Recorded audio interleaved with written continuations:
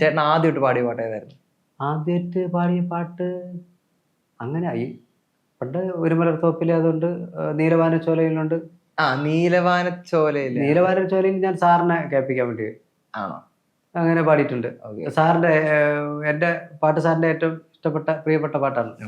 അപ്പൊ അതില് നമ്മളെ കൊണ്ട് ഫ്രീ ആയിട്ടിരിക്കുന്ന സമയത്തും പാട്ട് പഠിക്കാറുണ്ട്. നീലവാനച്ചോലയിൽ നീന്തിടുന്ന ചന്ദ്രികേ, നീലവാനച്ചോലയിൽ നീന്തിടുന്ന ചന്ദ്രികേ, ഞാൻ രചിച്ച കവിതകൾ നിന്റെ മിഴിയിൽ കണ്ടു ഞാൻ, വരാതെ വന്ന എൻ ദേവി നീലവാനച്ചോലയിൽ നീന്തിടുന്ന ചന്ദ്രികേ.